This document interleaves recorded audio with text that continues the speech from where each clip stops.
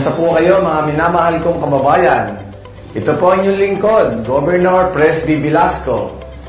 Inaanyayahan ko po kayong manood at sumubaybay sa ating programa, Presby with Love. Kasama ko po dito si Speaker Lord Alan Velasco, dito sa Marinduque News Network, Lucky 7 Channel 3, Radyo Kamalindig at Radyo Natin Buwak. Atin pong tatalakayin at bibigyan linaw ang mga isyong napapanahon, kaugnay po sa ating mahal na lalawigang Marinduque.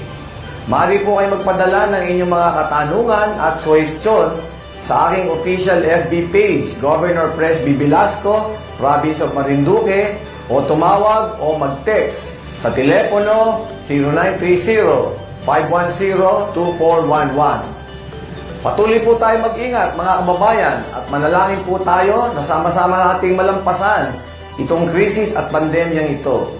Pagpalain po kayo ng ating Panginoon. Praise be with you. Magandang araw, Marinduque. Ako po, si Romeo Mataak Jr. ng Presidential Communications for Operations Office, Philippine Information Agency. At nandito na naman po tayo sa isa na namang episode ng ating pong Presby with Love, kung saan ay ilalahad ng ating mahal na gobernador ang mga proyekto at programa dito po sa ating Kapitolyo. Gayon din po sa ating pamahalaang panlalawigan ng Marinduque. Tatalakayin po ni Governor Presby ang mga programa ng ating pong pamahalaang panlalawigan. Gayon din po, pag-uusapan natin ang mga napapanahong usapin, tatalakayin natin ang mga programa na may kaugnayan sa pagpapaunlad ng ating mahal na Marinduque. Tayo po ay live na napapanood at sabayang sumasayang papawid sa DZNS FM 94.1, Radyo Kamalindig at Radyo Natin Buwak 105.7 FM. Gayun din po, tayo po ay nandito naman sa Marinduque News Network, Lucky 7 Channel 3. Mga kababayan, live at simulcast din po tayo na napapanood ngayon sa social media ng ating pong o ng official Facebook page ng Provincial Government, Governor Presby Velasco, Province of Marinduque at sa PIA Marinduque. Maaari po kayong makibahagi sa ating programa sa pamamagitan ng pagpapadala ng inyong mga katanungan at suhestyon para sa ating gobernador gamit ang mga numerong 0930-510-2411 o sa pamamagitan ng pagpapadala naman ng inyong mga concern sa ating comment section box. Ngayon po ang unang araw sa buwan ng Hunyo at talaga namang hitik na hitik po ang ating gobernador para po sa mga balita para sa inyo mga kababayan. Sa pagkakataon pong ito ay ibinibigay ko na si Governor Presby para po sa kanyang mga paunang mensahe. Sa mapagpalang araw po mga kababayan, ito po ang inyong gobernador, Governor Presby Velasco. Ito po ang ating programa, Presby with Love. Yung Presby po, ang ibig sabihin po nun ay Program Response for Economic Support to Barangay. Yun namang love po, LAV, siya po ay si Lord Alan Velasco, ang ating speaker, the pride of Marinduque. At ang ibig sabihin din po nung love ay yung ating loan assistance venture. Kaya binabati ko po ang ating mga tagapakinig at tagapanood dito sa Marinduque News Network. At nakikita po sa Lucky 7 Channel 3 at naririnig po sa Radyo Kamalindig. Kamusta po dyan mga taga Buena Vista? At ang ating host dyan si DJ Yash. At naririnig din po tayo sa Radyo Natin Buwak. So, nandito na naman po ang inyong Governor, Presby with you, from Presby with Love. At makikipag-ugnayan po tayo sa inyo. Hihintayin ko po ang inyong mga suhestyon at tanong. So, maraming salamat po sa inyong panonood at pakikinig. Governor, ngayon po ang, as I mentioned, unang araw sa buwan ng Hunyo at talagang ilang buwan na lamang po, Governor, ano po ang inyong paglilingkod, ano po, bilang aming ama ng ating pong lalawigan. At nitong nakalipas, particular po kahapon, Governor, talakayin po muna natin sapagkat kahapon po ay tayo ay naranasan natin ang bagyong Dante at signal number 2 dito po sa ating lalawigan. Alam ko po, Governor, na kayo ay napakaraming gawain. Ano po yung ginawa nating paghahanda nung nalaman po natin na ang ating pong lalawigan ay daraanan ng bagyong Dante? Handang-handa naman po ang ating Provincial Disaster Risk and Reduction Management Office. Ang galing-galing po ng ating puno, si Rino Labay, at suportado po ni Sheila Chua at lahat po ng kanilang mga kasama diyan sa kanyang opisina na yan. At alam niyo naman po ang Provincial DRRMO ay marami na po tayong equipment at handang-handa po tayo sa mga kalamidad na natural. At yan po ay nakatalaga dyan sa ating Capitol grounds. At ready naman po kami dyan sa stockpile natin na mga pangangailangan kung sakaling ano-ano man kalamidad po ang sumapit sa atin. At may command center po tayo dyan at talaga po namang nakabantayan pag sa oras ng mga kalamidad. So ito nga pong bagyong Dante ay dumating at umalis at swerte naman po tayo at hindi naman po ganong kalakasan ang talagang hangin at ang ulan ay hindi naman ganong nakaulan. Sa atin, mga ilang bayan po ay nagkaroon ng evacuation. Pero swerte po tayo mga kababayan at konti lang po ang medyo nagkaroon ng pinsala sa ating mga kababayan sa kanilang bahay o mga ilang pananim. Pero in general po, swerte po tayo at tayo po'y magpasalamat palagi sa Panginoon Diyos. Dahil yan na nga po ay marami pong humula. At yan din po, katulad ni Nostradamus, sinasabi niya na itong panahon na ito, diyan po natin mararanasan ang mga natural calamities. At nakita niyo po, nandito pa rin yung pandemya. So, palagi po tayo magdadasal, mga kababayan, na tayo po ay wag nang bisitahin itong mga super typhoons na nangyari noong nakaraang taon. Opo. Governor, I understand may mga reported ho na mga evacuees kahapon. Base ho dun sa monitoring ko sa Provincial Disaster Risk and Management Office ay umabot po ata ng 600 yung individual na naitala po kahapon. Sa kasalukuyan po ba, Governor, ay nakauwi na yung mga evacuees na yon sa kanila pong mga tahanan? Opo naman. At alam niyo naman po, ibang sitwasyon doon sa mga evacuation center at marami pong tao. So pag nakita naman po natin na maayos na yung panahon, ay talaga pong pinababalik na po natin sila. At sila naman po ay gusto ring umuwi. At kaya nga lang po ay tinitingnan natin palagi yung ating mga kababayan dyan na nakatira dyan sa malapit sa Pangpang.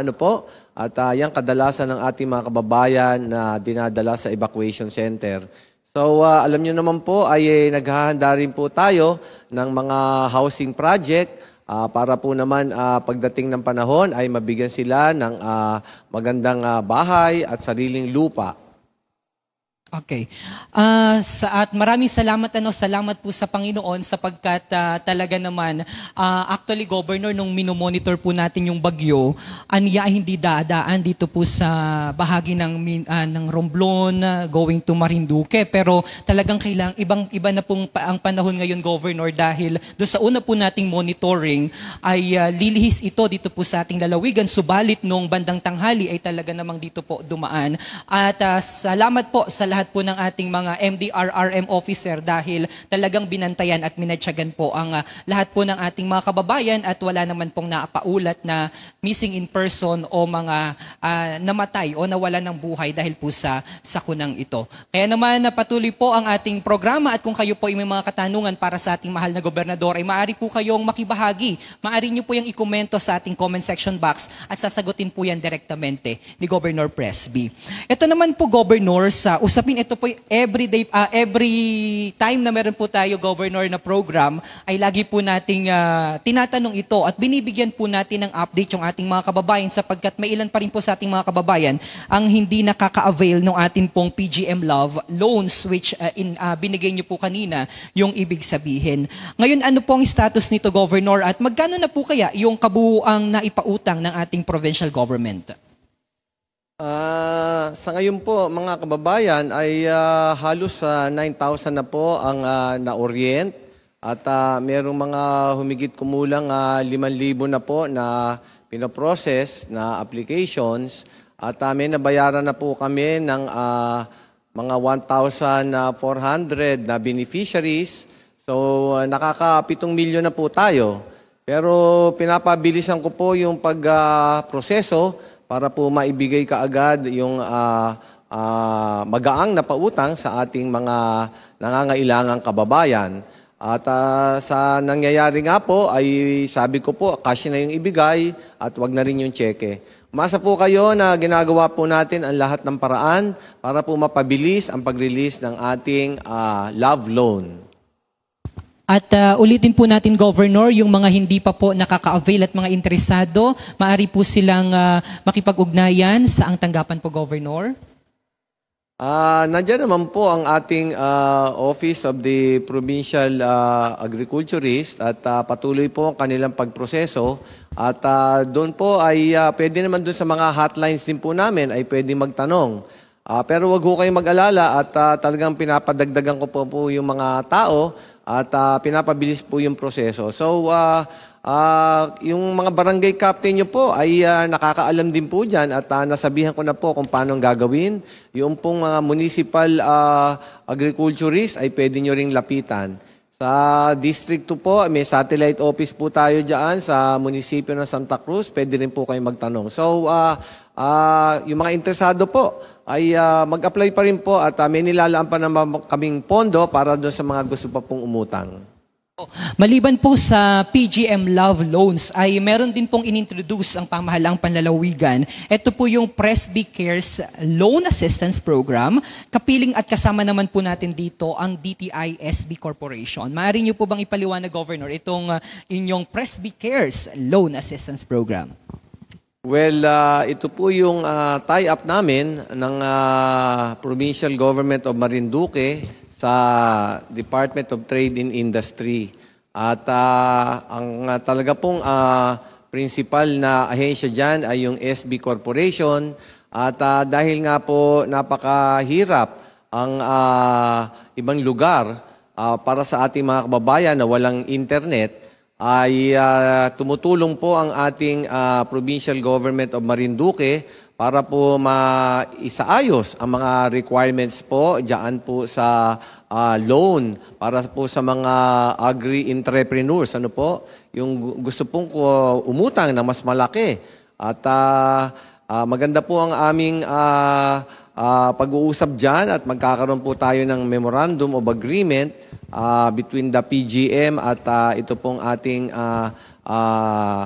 national agency rito ng DTI po at headed po ni Director Roniel Macatol at makakatulong na po. May mga ilan na po tinutulungan tayo at ang inassign ko po dyan ay ang ating Chief ng Peso, si Alma Timtiman. So gumagalaw na po ito kaya hinihimo ko po yung ating mga kababayan na nagninegosyo po at kailangan ng mas malaking kapital ay sumangguni na po sa amin at talagang tutulungan namin kayo ng todo para makakuha po kayo ng malaki-laking loan. Ang kagandahan nga po dito ay walang interest. Ano po? At magkano po kaya, Governor, yung maaring makuha ng isang interesadong individual na mag-a-apply po dito sa ating Presby Cares Loan Assistance Program? Well, doon po sa mga maliliit na pautang hanggang maximum po ng 250,000, napakadali po noon. Yan po yung mga hindi BIR registered So, kailangan lang pong isumiti sa amin yung mayor's permit at may proseso na pong gagawin doon. Tutulungan po namin sila doon sa, meron po kasing interview yan may video interview. At yun po ang medyo medyo mahirap doon sa ating mga kababayan na walang internet. At doon po papasok ang PGM at pati na po doon sa pag-aayos ng mga documentary requirements ay nandiyan po yung PGM. Pero kung BIR registered po at may mga maisusumite na mga financial statements at mga iba pang dokumento no po, na patungkol sa kanyang negosyo, pwede pong hanggang 1 milyon, hanggang 2 milyon po yan. Kaya po hinihimo ko po ang ating mga nagninegosyo na kailangan ng mas magandang puhunan.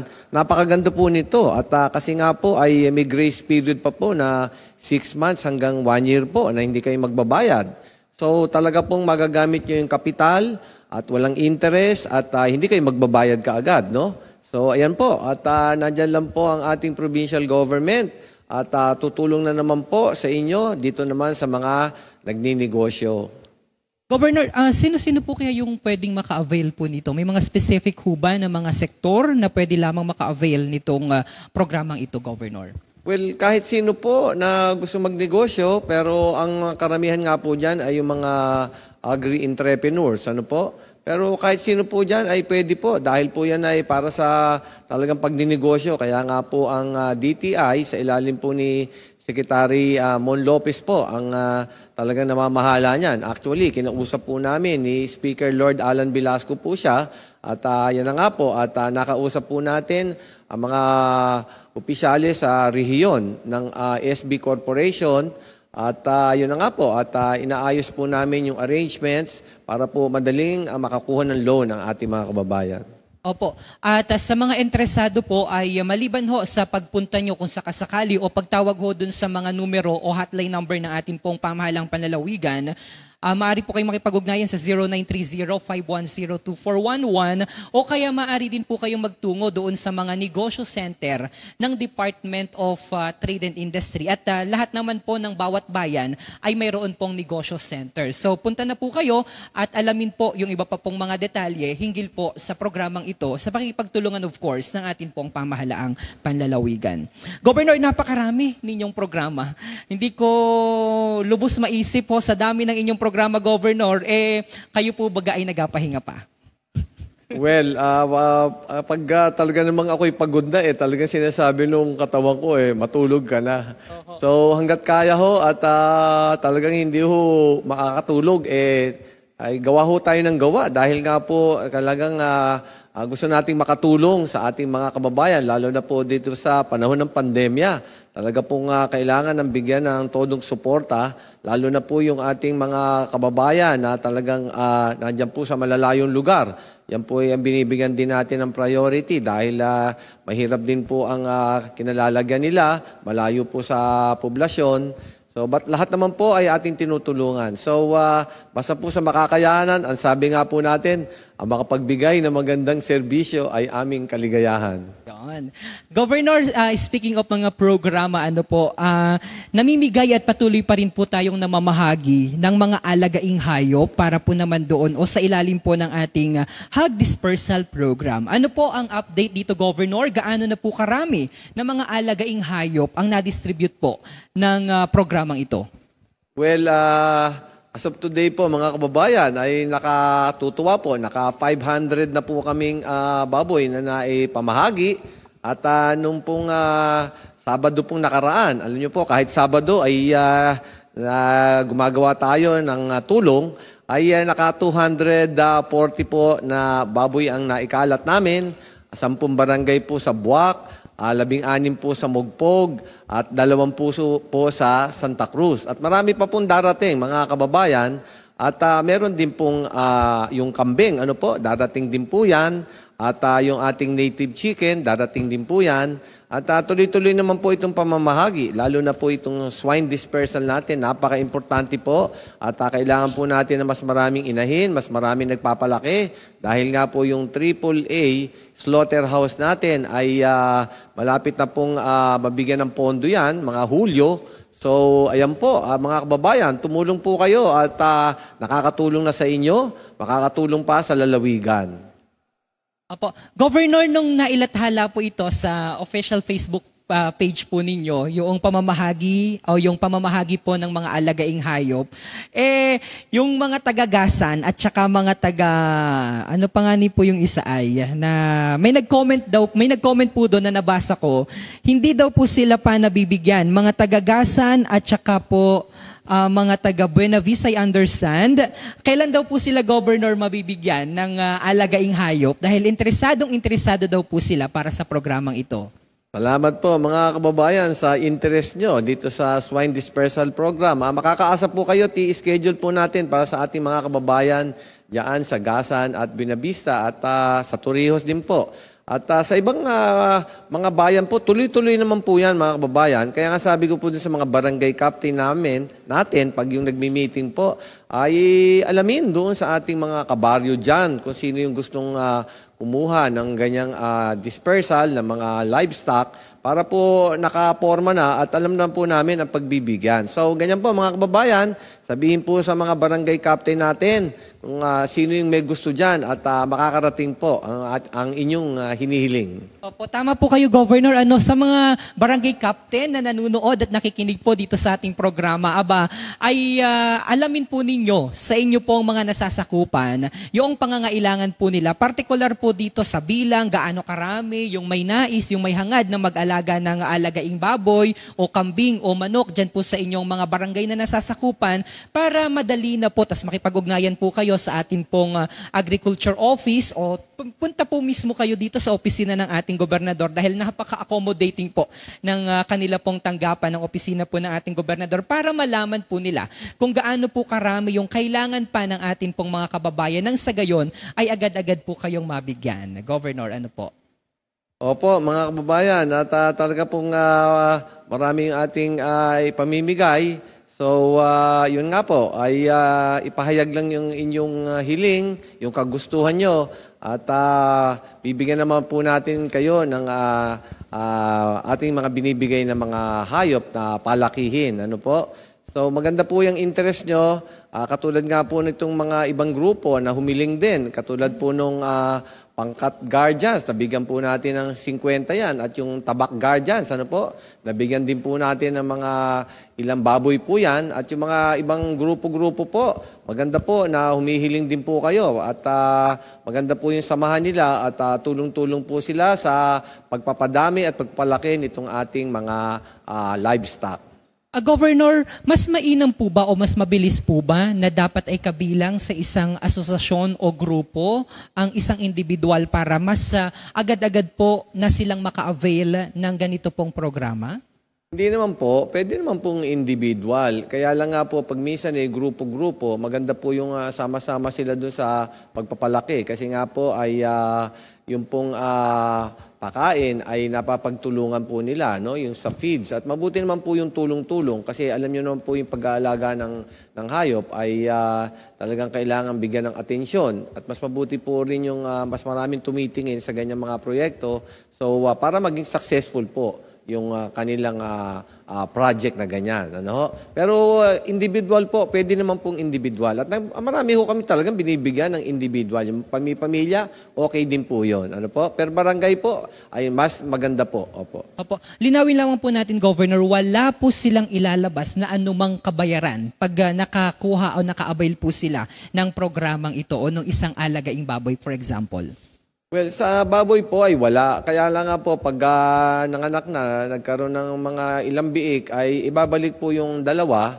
Yun po ang kondisyon at para maipamigay naman po sa ibang kabaryo natin. So, para may multiplier effect at tuloy-tuloy po at padami ng padami ang nabibigyan at nagpapalaki ng mga baboy. Pero patuloy naman po ang pag-allocate namin ng pondo. So talaga pong padami ng padami yan. At yan po ang gusto natin. Maganda po yung marka Marinduqueño. Ano po? At kinikilala na po yan sa mga dileche at mga kutsinilyo. At yung ating baboy po sa Maynila at sa ibang lugar ay very much in demand po. Opo, at nung bumisita po talaga dito si Secretary Berna, ay yung Marcaduque na tatak natin na baboy ang pinatikim sa kanya at talagang sabi po niya ay napakalinamnam at talagang sadya nga po na napakasarap ng lechong baboy dito sa Marinduque dahil native ang atin pong mga nililechon na baboy. Governor, linawin lamang natin dahil may mga nababasa po ako sa ating pong comment. Yun po bang sinasabi po ninyo na dalawang baboy, halimbawa nanganak po ang isang baboy ng halimbawa ay 5, ibabalik po noong nag-alaga yung 2 baboy sa pamahalaan para maibigay at maidistribute naman po yon sa iba pang mga nangangailangan. Tama po yun. Yun po ang kasunduan natin at yan naman po ang talagang usual na arrangement. Pero ito pong baboy na biik ay dapat po yung babae ang ibibigay sa amin para kasi nga po ay para maging inahin din at mga anak din ho, magkaroon din ng biik. So patuloy po ang pagdami. So ganun po, yung biik po ay babaeng baboy po.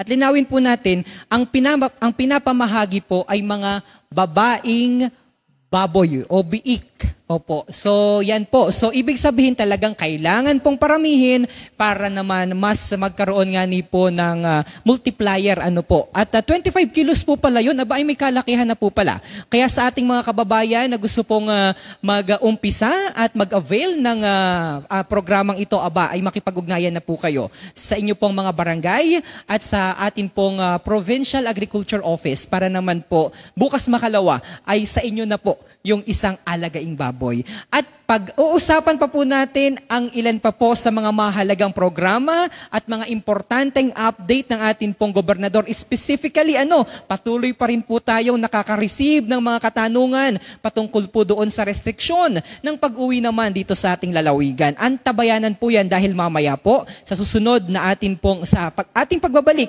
ayan naman po ang ating tatalakayin. Magbabalik po kami, makalipas lamang ang ilang mga paalaala. Ano ang kailangan mo bago magpabakuna? Habang hinihintay natin ang pagdating ng mga bakuna, kumuha lamang ng impormasyon sa mga mapagkakatiwalaang sources. Magtanong lamang sa mga licensed medical professionals ukol sa wastong pagbabakuna para sa COVID-19. Matuto rin tayong mag-verify ng ating mga nababasa o naririnig. Tanging tamang impormasyon lamang ang makakapaggabay sa atin sa ating desisyon na magpabakuna. Ang inyong health history ay mahalaga din sa pagtukoy kung dapat ka bang bakunahan o hindi, kung anong bakuna o angkop sa iyo. Kaya naman, importanteng seryosohin natin ang health screening na ito. Magpakita sa araw ng inyong screening at ideklara ang inyong complete health history, gaya ng allergies o mga risk factors o mga sakit noon. Masusuri ka lamang ng tama ng isang health professional kung ibibigay mo ang mga hinihiling na impormasyon. Kung hindi ka naman sumailalim sa screening, hindi ka maaaring i-book o i-schedule para sa pagpapabakuna. Tara, sa Vida Vaccination! Ano ang kailangang gawin sa araw ng pagbabakuna? Pumunta kayo sa vaccination site kung saan ka nakalista. Huwag kalimutan magsuot ng face mask at face shield. Bago ka turukan ng bakuna, kailangan mong pumirma ng isang informed consent.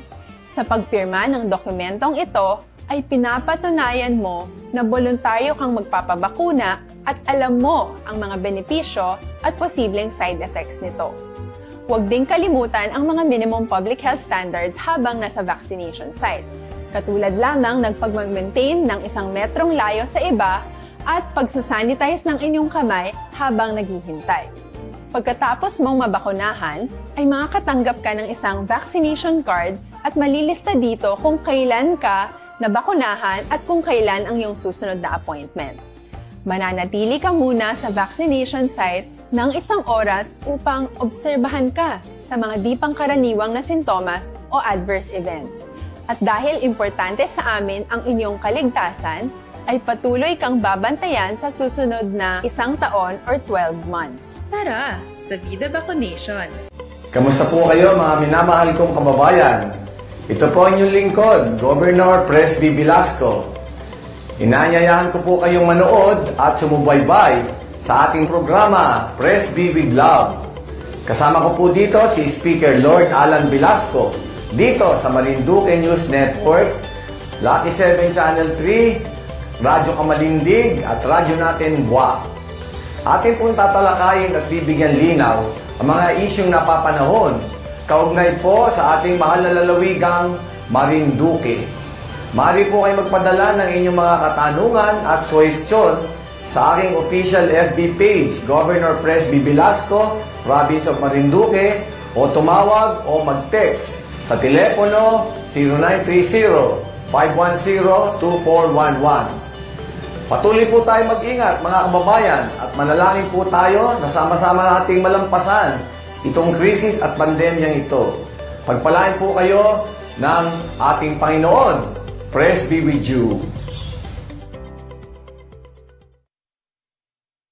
Po tayo nagbabalik sa ating pong programang Press B with Love. At kapiling pa rin po natin of course ang ating gobernador, Governor Presby Velasco. Gayon din po, special shout out sa ating speaker ng ating pong kongreso, of course ang ating pong congressman, Lord Alan Velasco. At sa pagpapatuloy po ng ating programa ay nais ko rin po munang batiin sapagkat kapiling po natin dito sa ating live program. Actually, nandito po tayo sa ating pong Kapitolyo sa bagong bihis na Governor's Lounge o ano pong tawag ba dito, Governor. Napakaganda ng mga ilaw dito sa ating bagong-bagong bihis na pinag-shootingan. Batiin din po natin si Bukal Ishmael Lim ng 2nd District ng ating pong probinsya. Governor, kanina po ay iniwan natin yung katanungan na hinggil po doon sa mga restriction ng yung bagong restriction po hinggil sa pag-uwi dito po sa ating lalawigan ng ating pong mga kababayan, lalong-lalo na po yung mga OFW. Pero bago yan, mas mainam po muna siguro ang pag-usapan natin yung isinasagawa pong river dredging program. Ano po ang update dito, Governor? Ganito po ang nangyari mga kababayan at isang magandang balita dahil dun sa sulat ko po na humingi ako ng permiso or authority kay Secretary Roy Simato ng Department of Environment and Natural Resources na i-dredge po itong ating mga ilog sa Marinduque dahil nga po iba itong sitwasyon o development sa ating kalikasan at sobra po ang flooding lalo na po pag mabigat ang bagsak ng ulan galing sa o dala ng mga bagyo. Nakita po natin yan noong panahon ni Super Typhoon Quinta, Rolly at Ulysses. At nakita po natin kung ganong kalaki po ang damage na nagawa nitong excessive flooding dito sa ating mga kababayan na nakatira dito sa malapit sa tabi ng mga ilog. Kaya po, sumulat po ako kay Secretary Roy Simato at nito pong Mayo 19, 2021 ay nagpadala po siya ng approval, mga kababayan. Tuwan-tuwa nga po ako. At ito po ang nakikita kong solusyon dito sa excessive flooding natin sa mga ating mga ilog. At ayun nga pong ating riverbed ay silted na. Ang ibig sabihin po ay napuno na po ng mga kung ano-anong materyales, graba, buhangin, lupa. Kaya po umangat ng umangat. Kaya po pag nag-flooding ay talaga po yung baha ay umaabot na po sa mga kabahayan, sa mga parte po o bahagi ng malapit sa ilog. At ang laki po ng pinsala. At yun na nga po, 34 na ilog po ang ating i-dredge. Yan po ay alinsunod sa programa rin po ng Department of Environment and Natural Resources. Yan po yung River Dredging Program. At inaprubahan na po yan at magkakaroon po tayo ng interagency committee. At yan po ay unang gagawin dyan ay i-delineate po yung river dredging zone. At mas kilala pong mga ilog na talagang apektado, yan pong Buwak River natin na nakita nyo po ay talaga pong silted at halos wala na kayong makitang tubig. Ano po, pero lang pong sobrang lakas naman ng ulan. Pero pag wala ho ay talagang dami na pong lupa at graba at bato, halo-halo na po yan. Yung Mugpog River din po ay yan mapapasama sa dredging at napakaganda po niyan dahil matatanggal na po yung mga materialis na yan sa ilog. At the same time po ay malilinis po natin yung mga tailings dyan sa dalawang malalaking ilog na yan. At ibibiding po yan, yung ating pong mga qualified na contractors ay pwedeng sumali. At ang ating pong dyan, kondisyon, ay hindi naman po tayo magbabayad sa kanila, sa kanilang pagtatrabaho na pagtanggal ng mga ganyang mga waste materials o silt, no, diyan sa ating mga rivers.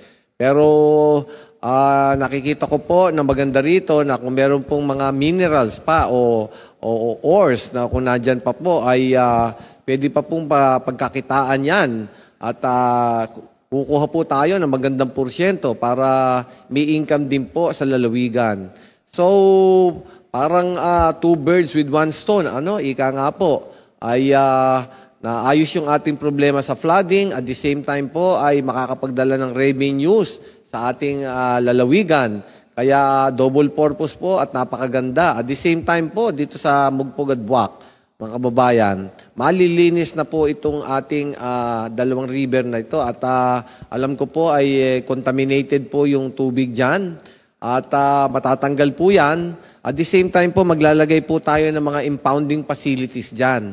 So dahil po napakahalaga mga kababayan ng tubig, lalo sa darating na mga panahon dahil sa climate change, ay makakapture o mahuhuli po natin, mai-imbak ang tubig dyan sa mga ilog na yan at magagamit pa po natin na pwede po sa panggamit personal o sa irrigation po ng ating mga kabaryo. So napakaganda po ito. Ako po talaga nagpapasalamat kay Secretary Roy Simato. Maraming salamat po, Secretary, sa patuloy na pagtulong. Natatandaan ko nga po, anong nireklamo ko po yung markaper, ay talaga pong nag-helicopter pa po si Secretary Roy Simato para po makita yan at nakikita ko po natutulong naman siya dito sa malaking problema natin dito sa ating markaper area.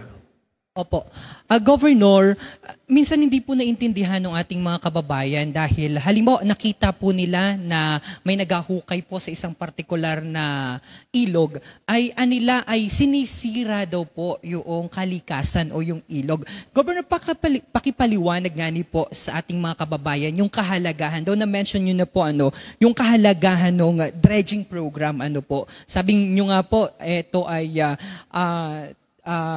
yung mahihit po nito, hindi lamang yung pagsasaayos o pagpapalalim, bagkos ay makakakuha din po ng income. Pero may mga agam-agam pa rin po yung ating mga kababayan kapag nakikita po nila na maraming mga truck, inasira ho yung, anila ay sinisira daw po yung kalikasan.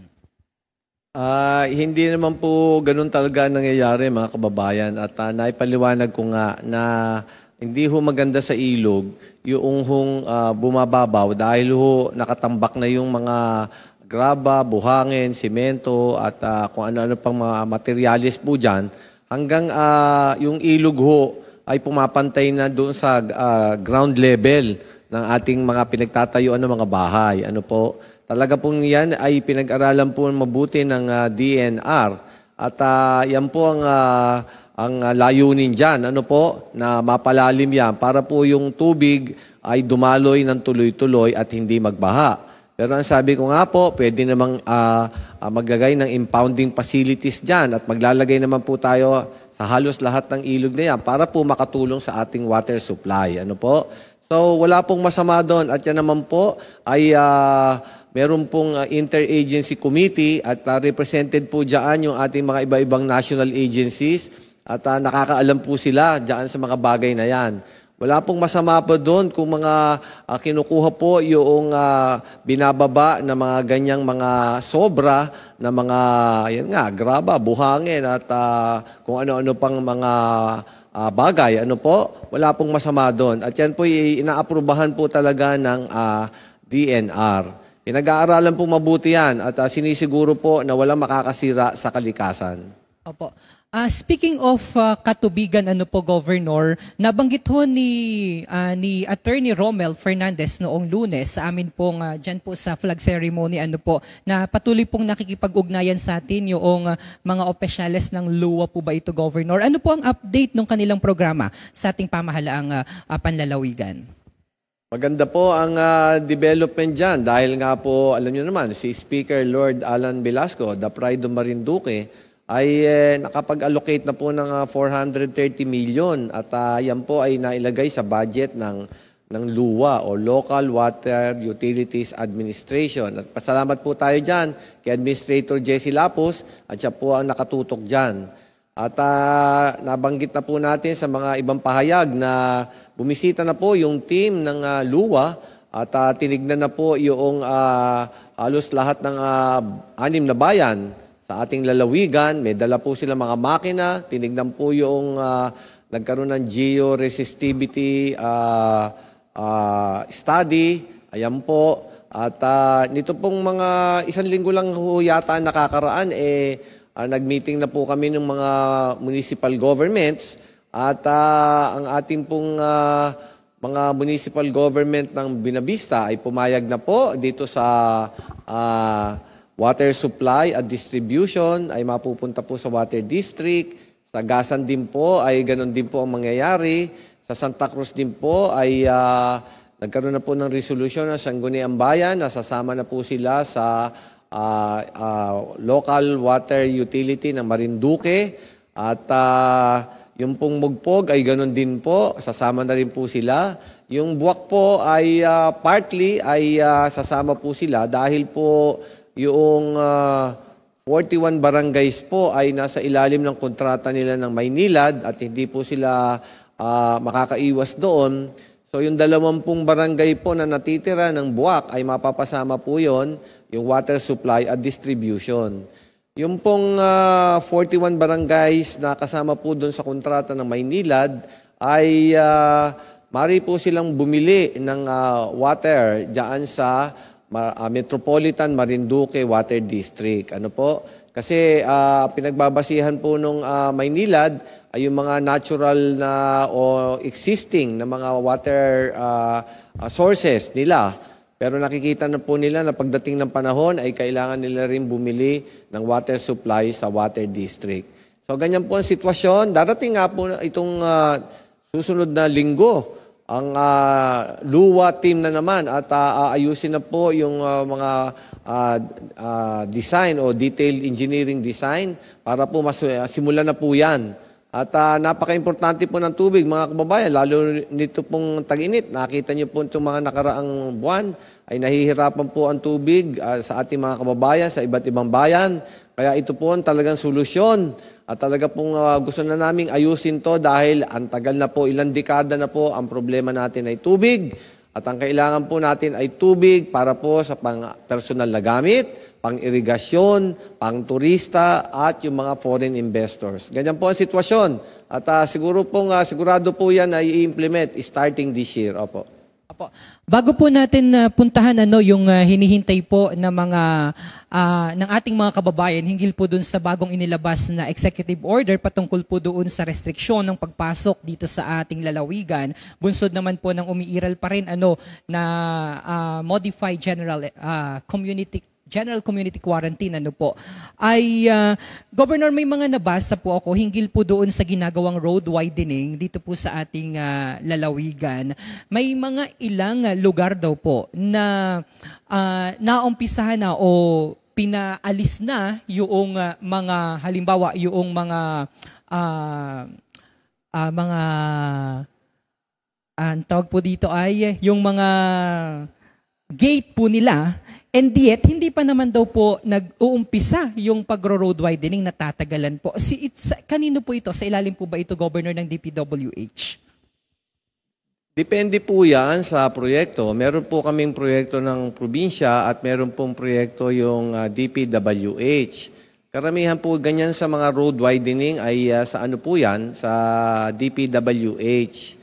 At alam niyo naman po, sa pagkaalam ko, yung mga ganyang right of way na issue o kaya yung mga tatamaan ng road widening ay inaayos muna po yan ng contractor sa tulong po ng District Engineering Office ng DPWH. So ganyan po yung sistema. At kasama po yan kadalasan doon sa kontrata nila. Pero depende rin po. Kaya kailangan po yung DPWH po ang sangguniin natin dyan. At nakaplano po yan, may budget. So ganyan po ang sitwasyon, mga kababayan. Kailangan pong kausapin yung contractor at yung DPWH. Pagdating naman po, Governor, sa usapin ng atin pong mga, of course, yung atin pong mga coconut farmers, yung Coco Levy Fund, yung Coconut Farmers and Industry Trust Fund, sa ilalim po nung RA number 11524. Ano po ang recent update dito, Governor? Maganda pong balita yan. Alam niyo naman, mga kababayan, ayoko namang ipagmalaki masyado, pero ako po yung sumulat yan sa Supreme Court. Ano po? Yan yung COCOFED na versus Republic na kaso.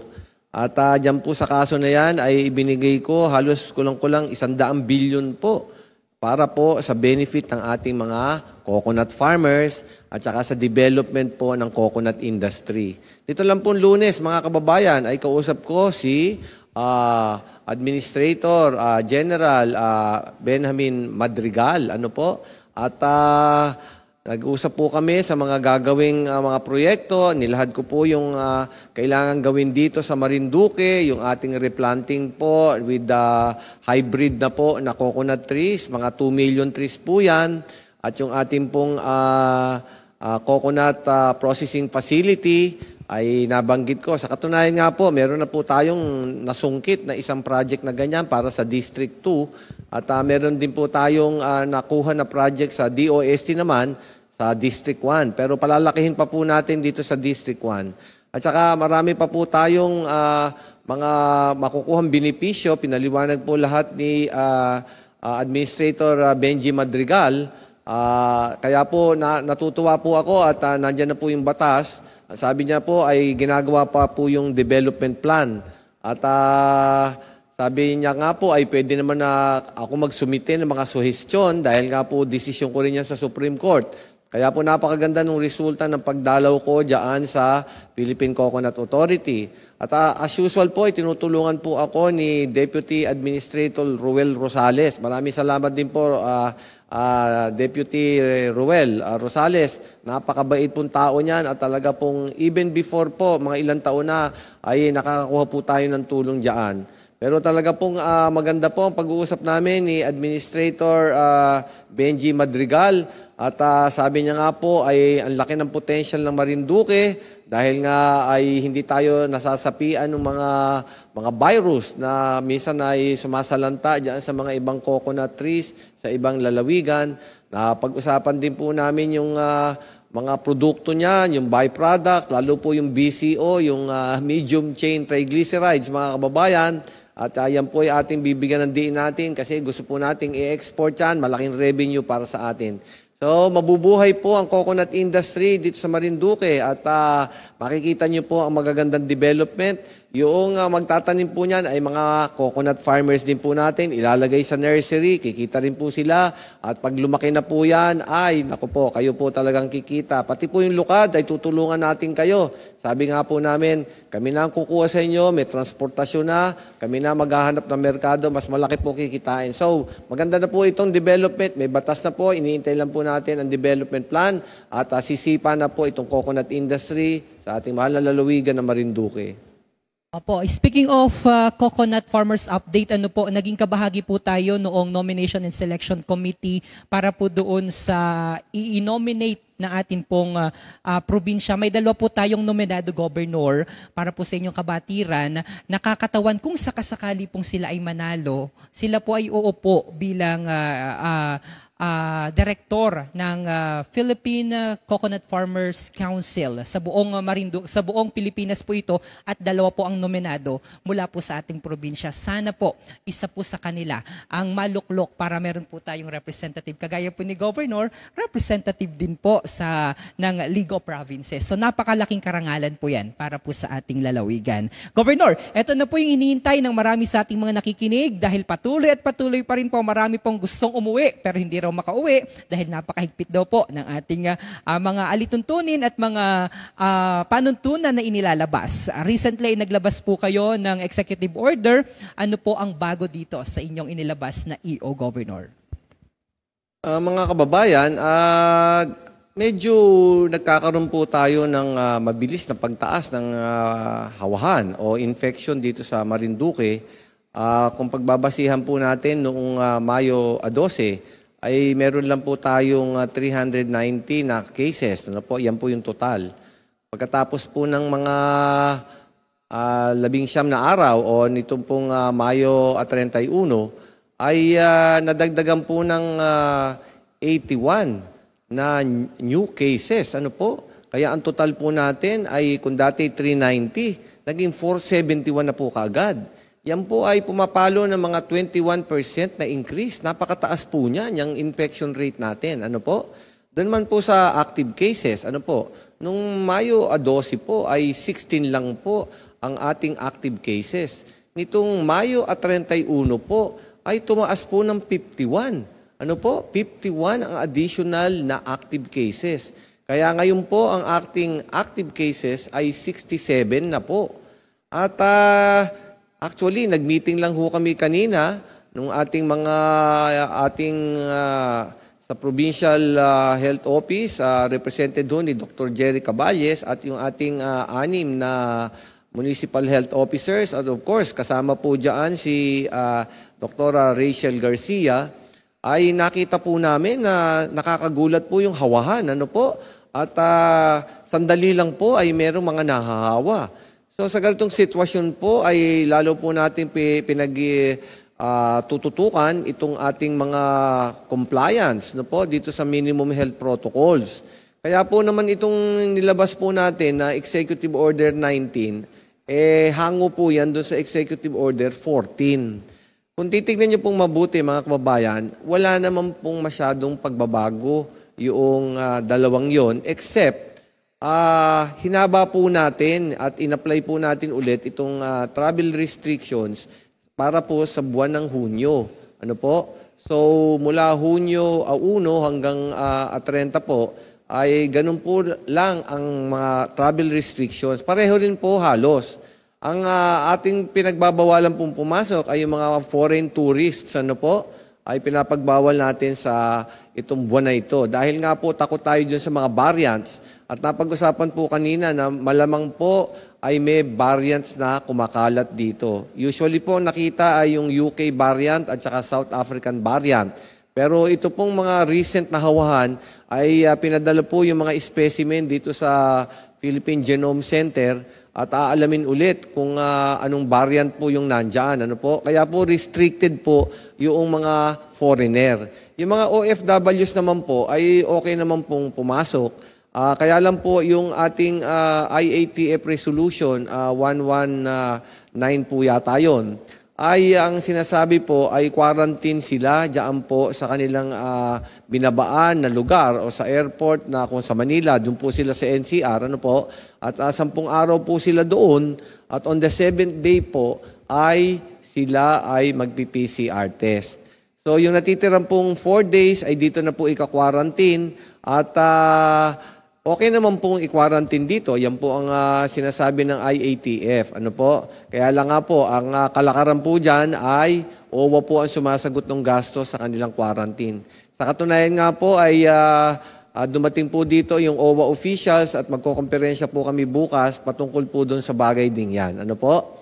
So ganyan po ang sitwasyon. Yung mga APORS naman po ay pinapakuha rin natin ng antigen test. At alam niyo naman po yung mga APORS, government officials. Although of course yung government officials nga pala ho ay under IATF 98-A po ay hindi po nire-require mag-antigen o mag-RT-PCR. Pero nag-file po kami ng appeal diyan po sa IATF na pati po sila ay mag-antigen na rin. Ano po? Yung iba naman po, helpers, drivers ng mga trucks ay ganun pa rin, antigen pa rin po at pati po yung mga ibang apors.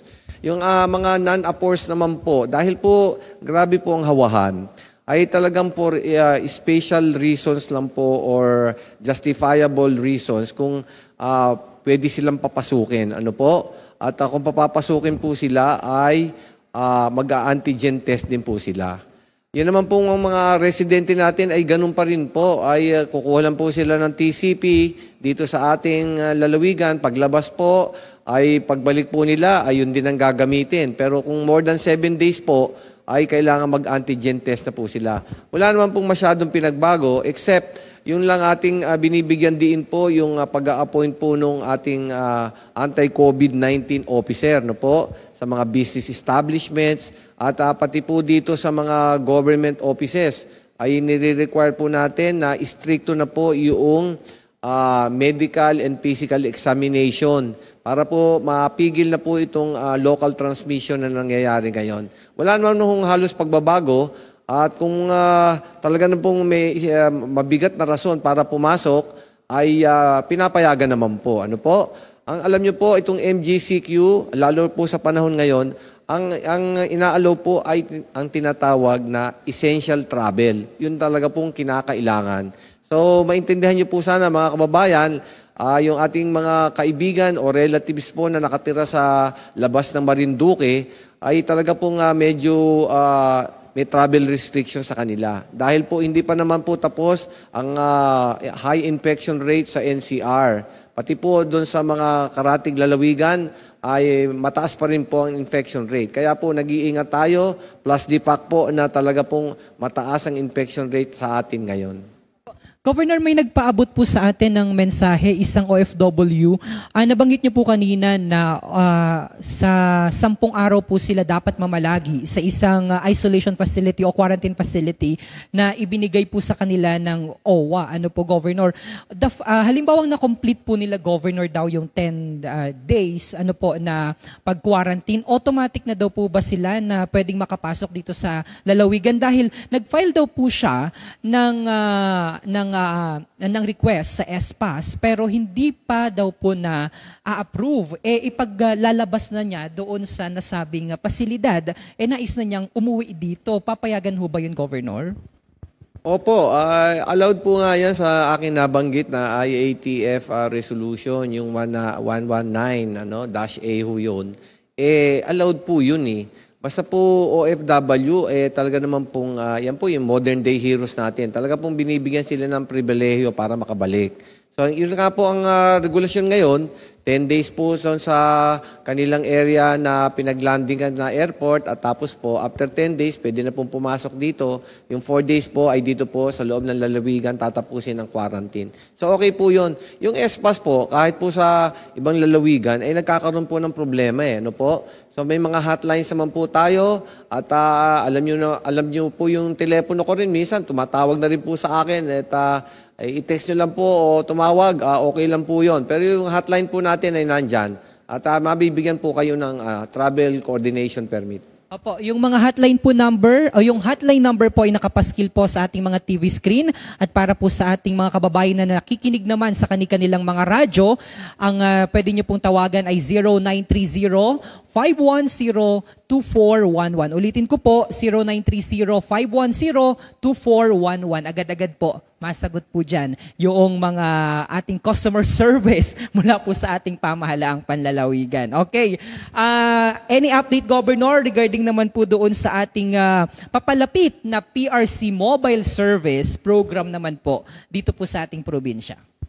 Opo, mga babayan, katulad po ng ating inanunsyo, dadalhin po natin ulit ang PRC mobile service dito sa Hunyo 9 at Agis po yun.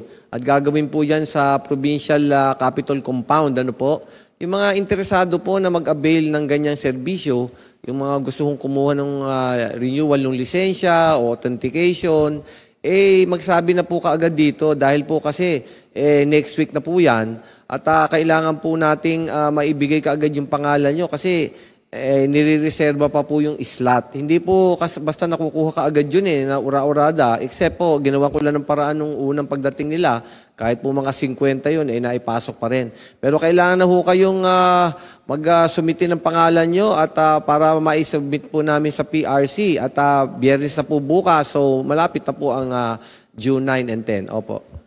So samantalahin po natin ang pagkakataon dahil hindi na po natin kinakailangan pang magtungo sa kabila o sa Maynila para mag-renew o para mag-apply ng atin pong mga lisensya. Dito na po yan gagawin. Dinadala po yung mga programa pang nasyonal dito naman po sa ating probinsya. At ako po ay talagang nagpapasalamat, Governor, dahil napakadami po ng programa ng ating pamahalaang panlalawigan. As much as possible ay nilalapit po sa taong bayan para naman po mas mapakinabangan ng mga mamamayan.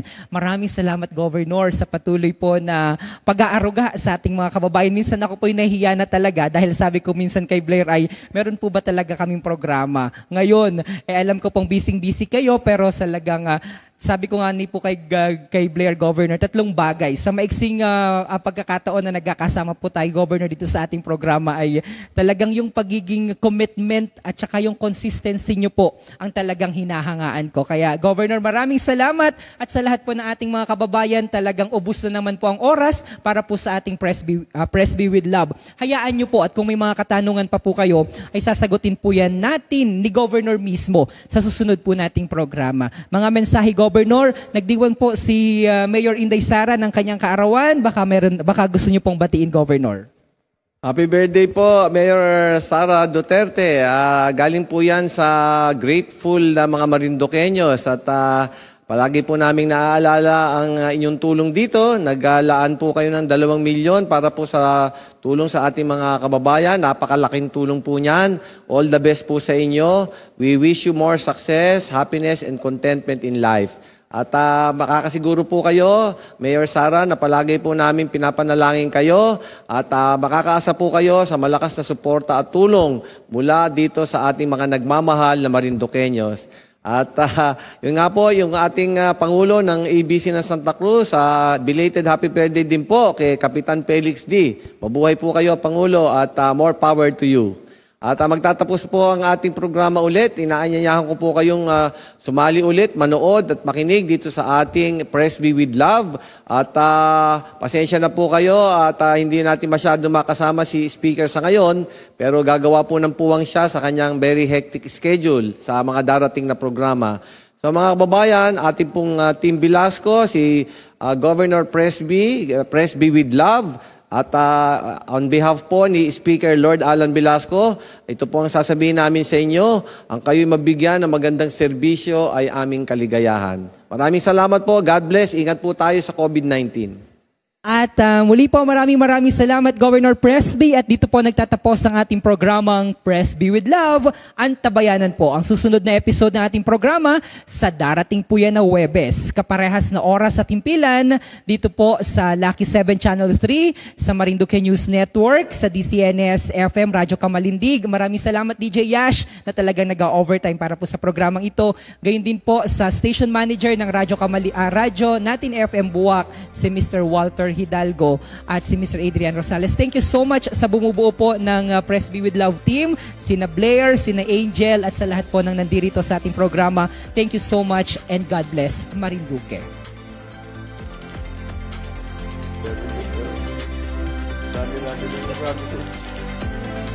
Kamusta po kayo mga minamahal kong kababayan? Ito po ang inyong lingkod, Governor Presby Velasco. Inaanyayahan ko po kayong manood at sumubaybay sa ating programa, Presby with Love. Kasama ko po dito si Speaker Lord Alan Velasco, dito sa Marinduque News Network, Lucky 7 Channel 3, Radyo Kamalindig at Radyo Natin Buwak. Atin pong tatalakayin at bibigyan linaw ang mga isyong napapanahon, kaugnay po sa ating mahal na lalawigang Marinduque. Maaari po kayo magpadala ng inyong mga katanungan at suwestyon sa aking official FB page, Governor Presby Velasco, Province of Marinduque, o tumawag o mag-text sa telepono 0930-510-2411. Patuloy po tayo mag-ingat mga kababayan at manalangin po tayo na sama-sama nating malampasan itong krisis at pandemyang ito. Pagpalain po kayo ng ating Panginoon. Praise be with you.